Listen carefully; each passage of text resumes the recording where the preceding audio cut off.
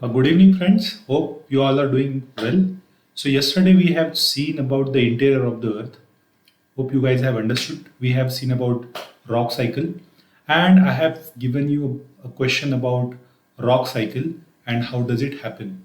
How does it occur? So, most of you have written good answer. Um, Friends, I just want to mention over here. I have seen everyone's answer. You guys are writing good answers, but when you know that we have to write 150 words, so try to make it 150 words. Okay, it will be good if you try to make it 150 words because there is too much to write. Definitely, 150 words are very minuscule, and you can definitely uh, try as much as you can to write 150 words. So, when we say rock cycle, how does it happen, and we have to discuss about this. Then first you explain what is rock, definition of rock. You can talk about definition of minerals and how rock forms. Then you can enter into the rock cycle. So rock cycle, you start with the molten magma, then you go to the igneous rock, then you can write down the properties of the igneous rocks. Then you can go to the sedimentary rock. Here you can write about properties of the sedimentary rock. Then again, how sedimentary rocks are formed, a little bit of that you can write. You can write the example of each and every rock. Then you can move towards the metamorphic rock and how these metamorphic rocks are formed, what are their properties, what is an example of metamorphic rock, what are the degrees of metamorphism, that also you can write. And then again, you can write about how it melts and get back to the molten lava, and then again this rock cycle gets completed. In the end, you should mention that it is not necessary that all these cycles should go step by step. Any rock can be converted into the any form in between on or in intermediate stage. So this is required to be written in the answer. So most of you have written the answer. So I'm hoping that all of you still haven't started to write the answers or watching the video lectures or reading the NCRTs. So don't take it very lightly. They are very, very important. Now UPSC is moving towards NCRT. So it is very important that you should pay attention to the NCRTs and don't directly jump onto the difficult portion of the UPSC. Okay. So today we are going to see the next chapter, Our Changing Earth, chapter 3. So here in this chapter, we are going to see a little bit about various forces that are emanating within the earth and what changes that create on the surface of the earth. Then we are going to see the processes on the surface of the earth which affects the already created various structures on the surface of the earth. So let us move towards the our changing earth. So first of all, let us talk about various movements of the earth. In second or third chapter in the sixth NCRT, we had seen about little bit movements of the earth. So these little bit movements that what we were seeing that about endogenetic forces and exogenetic forces. So here these endogenetic and exogenetic forces are discussed in a little bit detailed manner. So before moving towards endogenetic and exogenetic forces, let us understand about lithosphere. So what is a lithosphere?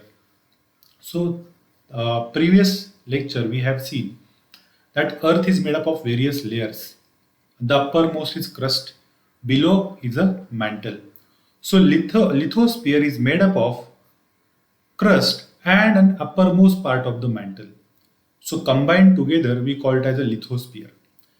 This lithosphere is continuously floating on a plastic magma. Okay, so there is a magma beneath the lithosphere, so like a ship which floats on the water. Similarly, this lithosphere floats on that molten magma. So there is a molten magma in below the lithosphere. So we are all living on the lithosphere, and this lithosphere is like a huge ship which is floating continuously on the magma. Getting it? So this lithosphere consists of oceanic crust. It consists of continental crust. A part of mantle also it consists of. So these different uh, parts, or we can say the lithosphere is not an intact thing. It is not a whole thing. It is divided into multiple parts. Okay, it is made up of small little parts, like they are floating on this molten magma. So like you can see, if I keep let us say, so you'll say if they are broken, then we should see the gap in between and we see the lava down there, but it is not like that. So for example, if I keep some few hundred ships of very huge size in the little bit portion of the lake, and if you fly above that and you see down, so you won't see the water because entire surface is occupied by the ships. But these ships are not like stick to each other. There is a gap between them, but it's a very minute gap, so you won't be able to see the water below. So similar way, these plates are very huge and large plates. They are very compactly arranged with each other. They are almost touching with each other, so you won't be see the gap and the lava down on which these plates are floating. Okay, so these are known as lithospheric plates, and they are continuously floating on this we can say ocean of lava or ocean of magma. Getting this? Now, these lithospheric slabs, or we call it as a plates, they are not at all stationary. They keep moving from one location to another location. But this movement is not very fast. Slowly, they move, like we can say 1 centimeter per year. That is the speed. You won't be even able to understand the speed. Currently, we are living on the huge plate and it is continuously moving towards northward. But you won't be able to understand it because the movements are very slow. Like I said, 1 centimeter, or let us say half a centimeter per year. It's like that speed they are moving. So if you want to understand the exact movement of the plate, you will require millions of years of observation where these plates have moved for further few kilometers away. Getting this? So these plates are keep on moving. So that's why we say Earth moves. Getting it? So what makes the movement of the Earth? So definitely the lava on which it is floating. Okay, it provides the energy. It provides the energy for the movement of these plates above the magma. So these plates which are floating on the magma, it is getting energy from the lava. Many times this lava itself is moving. This lava is not a cool lava to remain stationary. It is a very hot lava. It is continuously boiling. So when there is liquid boiling, as you know, when milk you keep it on boiling, it will the lower layer of colder layer of the milk will be at the base. It will become hot and it will come up. Similarly, the cooler layer will go down. It will get hot and again it will rise. So continuously rise of hot milk is going on inside the bowl. Similarly, rise of hot lava is continuously going on below the Earth's lithosphere. So this continuously moving of the lava is because of this force or heat. We call it as a endogenetic force. So here endo means what? Endo means inside. So this force is generating from inside the earth. So this is the first force which is responsible for the movement of the earth. And second force which is responsible for the movement, we can call it as an exogenetic force. So this exogenetic force does not move the earth in a huge quantity like endogenetic force. Endogenetic force will move the entire plate. It will create the entire mountain. It will fold or create a crack inside a plate. But exogenetic force, it will do the erosion. It will do the weathering. So it will move little bit of sand from the surface from one part of the earth to the another part. Getting it? So a river will move a little bit of sediments from the mountain to the ocean. Getting it?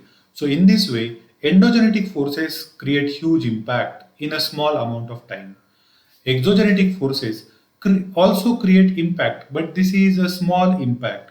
So slowly it is also creating this small, it is also creating huge impact, but in a very larger period.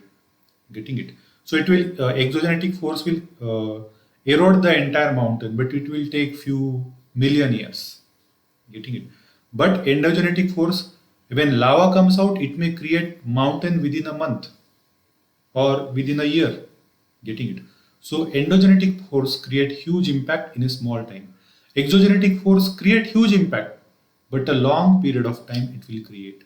Getting it? Endogenetic forces are very, very strong compared to exogenetic force. Getting it?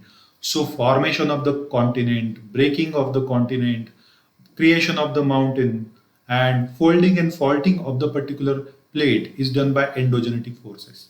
While erosion of the mountain, formation of sand dunes, formation of glacial moraines, and let us say formation of floodplains are the function of exogenetic forces. So here on the screen you can see this flow chart, very very important to remember the earth movements. Okay, so earth movements can be classified into two types: endogenetic, created by endogenetic forces, and because of the exogenetic forces. Okay, so endogenetic forces can be very sudden force. Very sudden means what? Like within a second, something will happen. And second is diastrophic force. Slowly, slowly something will be built up. So sudden force can be classified into the three types. Earthquake, as you guys know, suddenly for 20 seconds it will shake and it will destroy the whole continent. So this is earthquake. Like it will create a huge tsunami. So sudden force, earthquake is a sudden force. Second sudden force is volcano.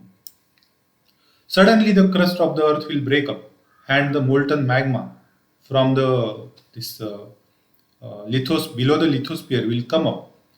So it can happen within a few days or few hours. Okay. So this is a second sudden force. Third is landslide. As you guys know, landslides, they are also very dangerous. And suddenly, when you are trekking somewhere or you're going with your vehicle and traveling somewhere, suddenly a huge stone comes and falls in front of your vehicle, and you are calling it as a landslide. You know, entire village can go down to this under the soil or rocks because of the landslide. So these are the very important sudden forces. Then the brother of this sudden force is diastrophic force. This diastrophic force, it builds something. For example, it is building a mountain. It is creating a new continent. It is creating a new plate. It is destroying an old plate. So diastrophic force are little bit slow. They are not very fast. Like to create one plate, it will take a few billion years, 100 billion years. So to destroy one plate, it will also take few billion years. So there's diastrophic forces. Getting it? So these are the two types of forces: sudden forces and slow forces or diastrophic forces. So these are the forces or the movements happening inside the earth. So it is happening inside the earth. Another force or another process is happening on the surface of the earth. They are known as exogenetic forces or exogenetic processes. So exogenetic processes, what gives power to these exogenetic processes? So there are agents of these exogenetic processes. Who are these agents of exogenetic processes? So there are four important agents of these exogenetic processes. First is river. Second is wind. Third is sea wave. And fourth, the most potent, is glacier. So these are the four important processes or forces of exogenetic processes. Now these exogenetic processes, for example, river. River is originating on the mountain. So what river will do? River will erode that mountain vertically. So while eroding that mountain vertically, it will create valley on that mountain. So this is called as an erosional feature of the river. But now that material it has eroded from that particular valley, once its power gets reduced or it dwindles, it will deposit that particular material somewhere down. So this is known as a depositional feature. So exogenetic forces create two types of features or landforms: erosional landforms and depositional landforms. Getting it? So we are going to see few of these erosional and depositional landforms further. So I hope this is very important chapter and this is very important from prelim point of view and mains point of view as well. Now, let's move towards one aspect of this endogenetic and exogenetic processes. Okay, so let us understand endogenetic processes, or we can say sudden processes or sudden forces. Okay, so sudden forces, first understand about volcano. So, what is an volcano? So, volcano is nothing but a hole created on the crust of the earth, and this hole is directly connected to the bottom of the lithosphere, to the source of magma. So since this hole is created, so like right now you can see it's a hole, or it is a vent, you can call it as a vent or opening, who is directly connected to the source of magma over here. Getting it? So this source of magma we can see over here in this region. So this source of magma, so this magma rises from this hole and comes on the top or on the surface. It's called as molten material. It erupts suddenly and comes on the top of the crust. Now, this volcano we are going to see in detail. So here you can understand there are various parts of the volcano. Like it has a pipe, it has a source, it has an opening, and there are different names to these types of volcano depending upon the type of lava which comes out of the volcano, and the type of explosivity that volcano carries. So depending upon that, we will be classifying this volcano in the different types. So I hope you guys have understood this is a volcano. Volcano is nothing but a vent on the surface of the earth through which a magma rises, okay, or it erupts suddenly. Now, this is one aspect which has been given to you. Second sudden, or let us say the spontaneous process, we can call it as an earthquake. What is an earthquake? So, earthquake is nothing but when energy releases inside the earth because of the breaking of a few rocks, or we can say two rocks, they are meeting very violently with each other, and because of that, energy has been released over there. So, this released energy create vibration. It creates shaking inside on the surface of the earth. So this vibration, they reaches different parts of the earth. We are calling it as a earthquake. Getting it? So these vibrations are releasing on the different parts. They can reach very long. With long distance they can reach. So where this energy is released inside the earth, it will definitely release at certain point inside the earth. That point is known as a focus of the earth. Focus of the earthquake, where exactly energy has been released. Now, if you take a point on the surface of the earth just above the focus, the closest point you have taken, this closest point is known as the epicenter. So the point above the focus, closest point above the focus on the surface of the earth is known as the epicenter. So epicenter is the first place where the earthquake waves will reach because it is closest on the surface. Getting it? Okay. So that is why the major, we can say the major, for example, this is the epicenter. Below that you have focus. So the maximum damage will happen around the epicenter.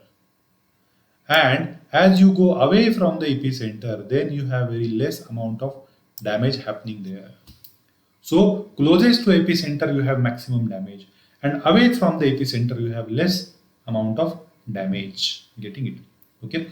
So these earthquake waves, after this energy is being released, the waves which are being generated, they are known as earthquake waves. And these earthquake waves can be classified into the three types. So they have different characteristics that we'll see, I think, in the 11th standard NCERT. So P waves, S waves, and surface waves or L waves. These are the three types of waves. So depending upon the properties mentioned in the physics, we can classify them according to longitudinal waves. So P waves can be called as the longitudinal waves. S waves can be called as the transverse waves, and L waves, they are known as surface waves. So these primary waves, they'll reach on the surface and they will be getting converted into the surface waves. So this detailed also we are going to see when we'll see 11th standard NCERT. So this is about the earthquake. Earthquake is measured by a particular instrument known as a seismograph.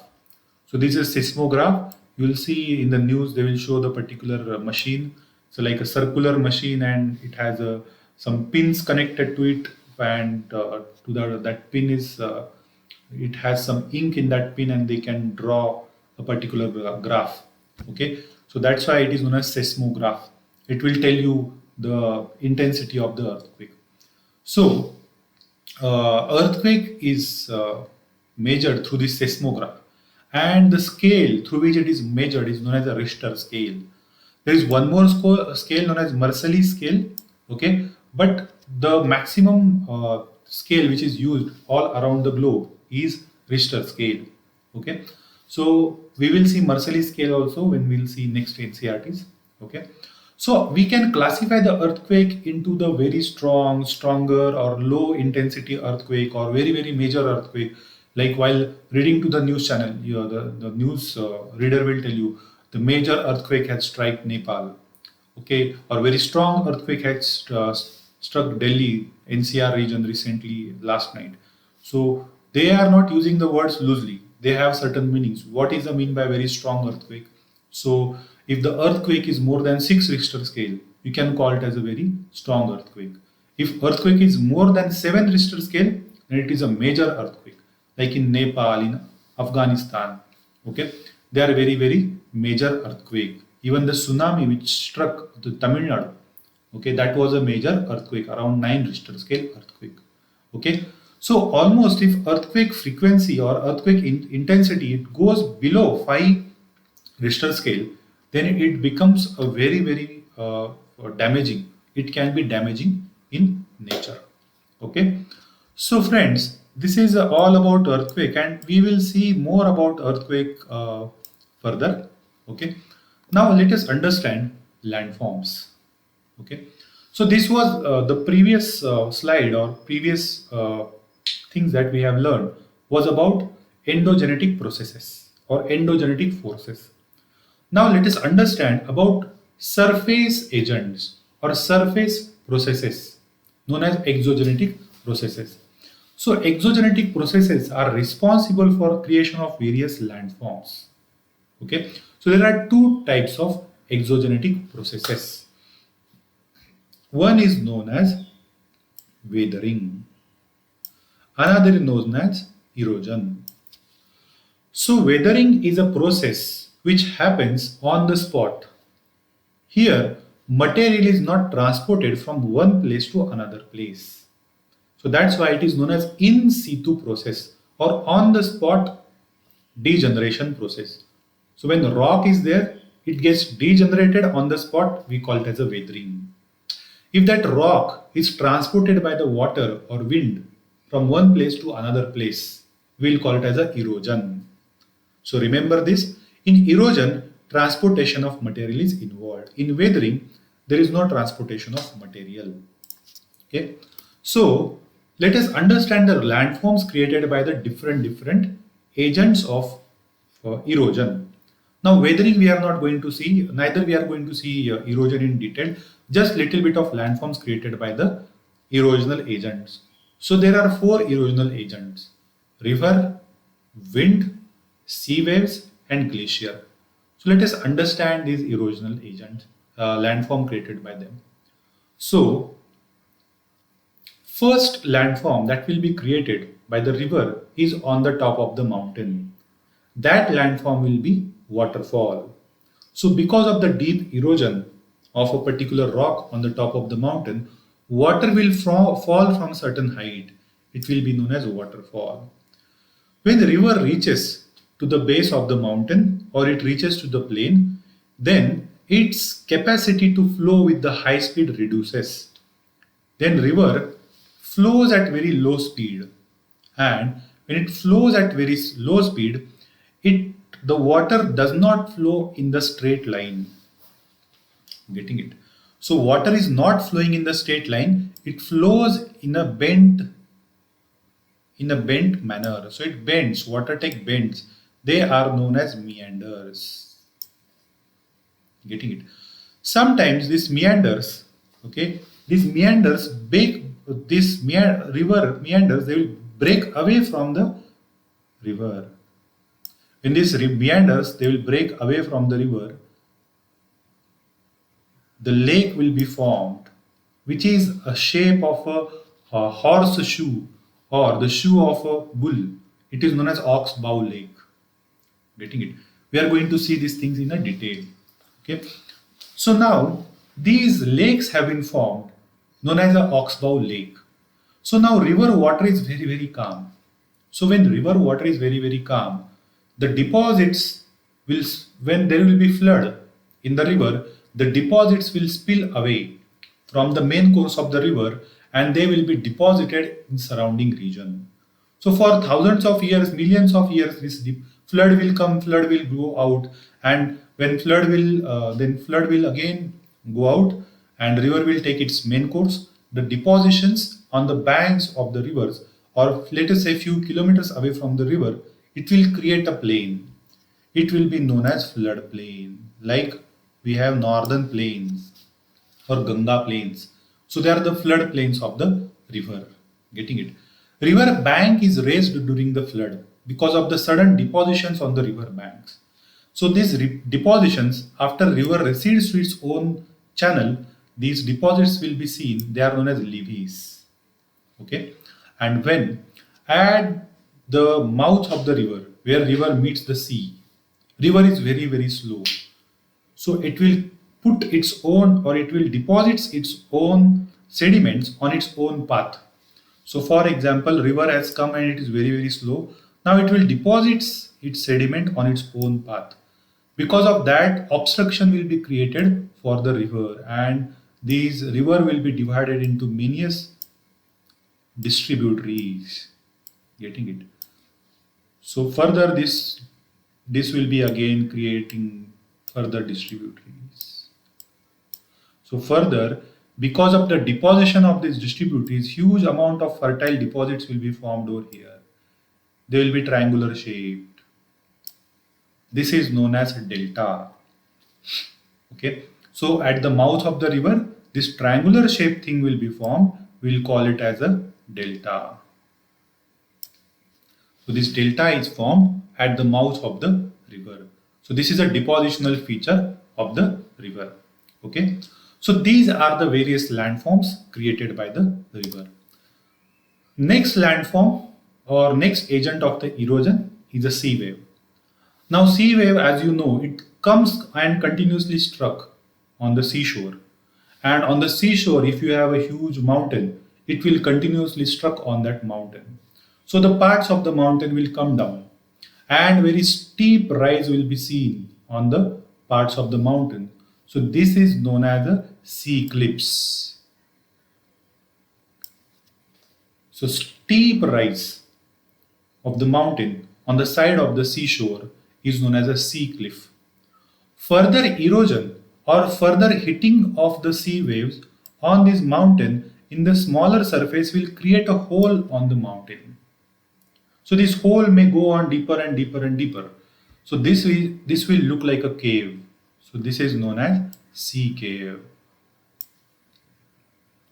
Further, if the sea caves become more and it goes more inside, and sometimes it becomes it comes out from another side, it is very very transparent. Now this is known as sea arc. Getting it? Now further erosion of the sea wave, this part of the sea arc will fall down, and only a wall of the sea arc will remain. This is known as a sea stack. Getting it? So these are the erosional features of the sea waves. Further, whatever material that sea waves have eroded, it will deposit it somewhere on the back side or somewhere on this side. So this will create a beautiful beach. So beaches are the sandy beaches, shingle beaches, so many types of beaches are there. Okay. So this is how sea beaches are formed because of the sea waves. Okay. Now Next agent of the erosion or last agent of the erosion is ice. This ice is nothing but a glacier, not a normal ice. It's a huge glacier. This is the most potent erosional agent. It is very, very heavy. You won't be able to find out glacier is moving. It will look like it is standing, but glacier is continuously moving. Slowly, slowly, very slowly it is moving. And because of its huge tonnage, weight, it is eroding the earth downside or mountain downside. Okay. So glacier is also known as a river of ice. Okay. So river of ice. And this glacial deposits, when glacier will melt, deposits of glacial black color you can see, it will be deposited down. They are known as glacier moraines. Okay, so this is one of the deposits created by the ice. There are so many, I told you that we are going to see almost 60-70 types of landforms, but not today. Okay, I will come to Hyderabad, that time we are going to see. So these are the glacial moraines. Okay. Then, one more has been left, that is wind. Wind is eroding. Wind can erode mountain, wind can erode normal plain lands. So when it is eroding, it will take out very fine particles away from this particular mountain. Getting it? So when these fine particles have been taken out, it will be converted into the sand. Okay. So this type of rock, this type of erosion is known as mushroom rock. So it is looking like a mushroom. This is because of the wind erosion. Now why it is looking like that? Because there is a hard rock and soft rock. On the top you can see this is a hard rock, mushroom shaped thing, and its stack is a soft. That's why it has eroded very fast. And the rock above could not erode very fast. That's why it has remained such a huge. So this is known as mushroom rock. Then in the desert area, wind will erode and it will carry sand along with itself and it will deposit that sand somewhere. So this deposition is known as sand dunes. The sand dune will be looking like this. Sometime this type of sand will be spread in a huge area on a huge land. This will be known as sand loess.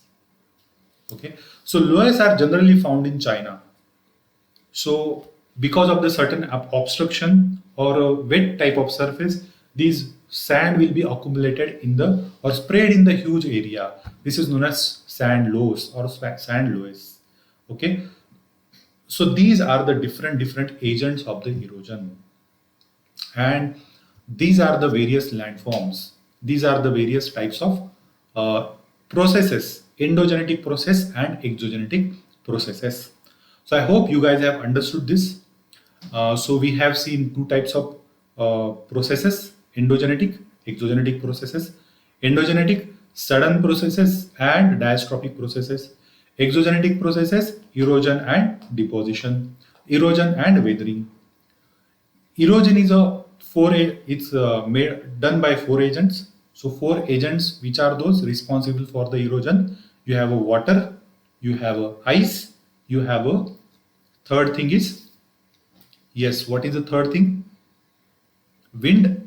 Okay, so water, ice, wind and sea waves, these are the four things which are responsible for the erosion. Okay, so I hope you guys have understood this chapter. Based on this, we are going to see MCQs. So first MCQ, which is not an erosional feature of the sea waves? Yes, cliff, beach or sea cave.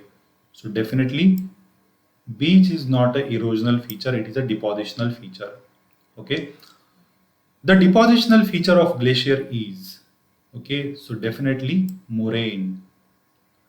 Beach is a depositional feature of a sea wave. Floodplain is a depositional feature of the river. Okay. Third question, which is caused by the sudden movement of the earth? So volcano is caused by the sudden movement of the earth. Okay. Mushroom rocks are found in, definitely in the desert. Oxbow lakes are found in the river valleys. It is a feature of the river. Okay. Then next we have match the following type of question, which can be considered as your MCQ type, one of the MCQs. So glacier Yes, river of ice. Meanders, what is an answer? Yes, rivers. Beach is a result of, yes, what is seashore? Waterfalls, yes, waterfall forms because of hard bedrock. So hard bedrock is, so for example, you have this type of rock. So this is a hard bed of rock, and this is a soft bed of rock. Now, this hard bed is eroding very slowly. So water flowing from here, and soft bed has eroded very fast. So soft bed erodes very fast. So water comes and falls like this. So this is known as waterfall. Okay. So waterfall is because of hard bed of rock. Earthquake, vibrations of the earth. Okay, so I hope you guys have understood this chapter, and you guys will solve these questions like this very easily. The difficult part of this will be in the 11th standard NCRT, and 8 o'clock we'll see the question. Okay, so thank you, see you tomorrow.